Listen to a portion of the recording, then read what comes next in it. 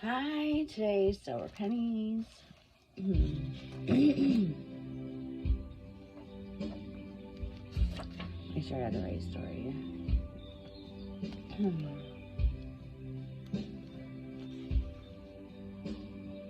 It's called Moon Folly, a song of the Con the Fool.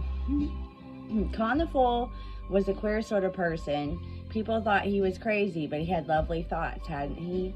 Do you suppose that he ever had a wonderful white moon tree growing beside his door?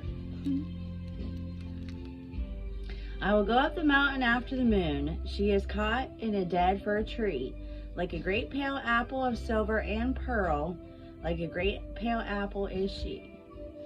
I will leap and will catch her with quick cold hands and carry her home in my sack.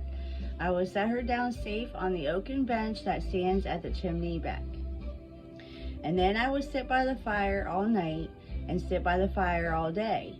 I will gnaw at the moon to my heart's delight till I gnaw her slowly away. And while I go mad with the moon's cold taste, the world will beat at my door, crying, "Come out," and crying, "Make haste and give us the moon once more."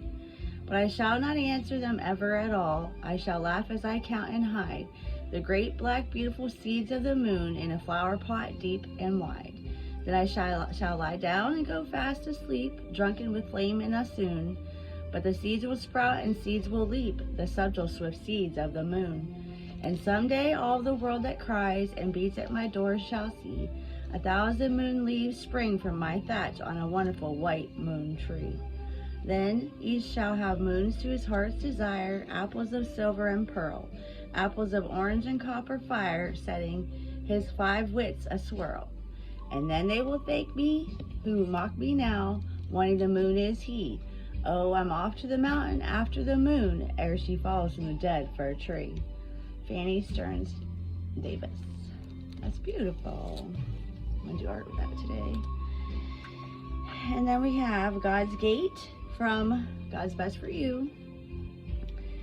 Imagine you're walking along the road and suddenly come upon an intersection. In one direction lies a street lined with everything your heart desires. If shopping's your pleasure, you're seeing the finest boutiques in the world, one after another. If you prefer serene arbors and shaded footpaths, you're gazing at the most beautiful garden imaginable. In the other direction, you notice a narrow gate. Tall hedges prevent you from peeking beyond the gate, so you have no idea what's behind it.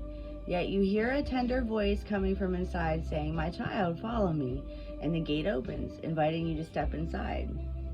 If you put your faith in your own reasoning and judgment, you'll choose the first road. And why not? It's attractive and appealing, and you think you know what you're getting. But if you put your faith in God, He will call you to take the second road. Why? Because it shows you trust Him to know what you're getting. Once through His gate, you'll discover a small path marked not with hard pavement, but with the indelible footsteps of God.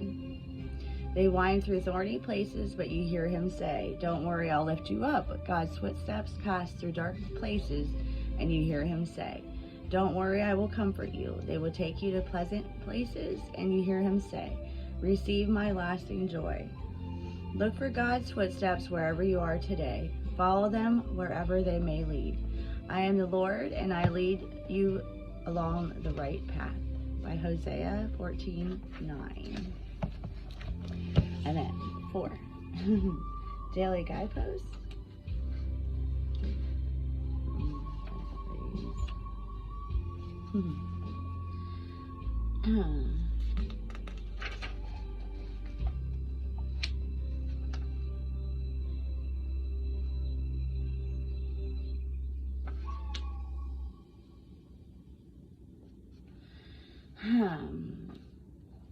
I'm not sure, but I know it's supposed to be here. Then will the mute tongue shout for joy. Isaiah 35:6. When my mother moved into a nursing home, I said a pleasant hello. "How are you today?" to Mom's new roommate, Jeannie, but I got no response. I turned my back and moved on to my visit with Mom. Over lunch, Dad told me Jeannie had a stroke and can't talk, but she understands clearly enough.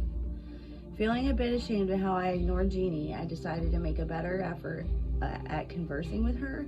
As I nervously entered the room, my eyes caught 3 or 4 small statues of dachshunds on the bed table. Do you have a dachshund? I asked. Jeannie slowly nodded her head. Was it this big? I asked, holding my hands apart. She shook her head and pushed my hands closer together. Oh, she was a miniature, I said.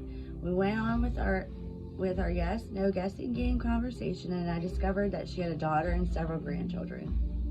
Before my next visit, I found a small dachshund kitchen magnet to take to Jeannie. When she pulled the little gift out of the bag, a small miracle happened. She opened her mouth, and exactly one enthusiastic word came out quite distinctly. Baby. That was all she said, but it was a gift enough for both of us. I squeezed her drooping shoulder. Oh, Jeannie, I said, how wonderful I heard you say baby. Loud and clear. One of the miracles that always sent shockwaves of praise and amazement through the crowds that followed Jesus was when he caused the dumb to speak. You too can hear a miracle happen if you listen hard enough to the silences beyond the words. Lord, today help me to offer my own silences wisely to bring out a word from someone who is struggling to be heard. Karen Barber. Thank you for today.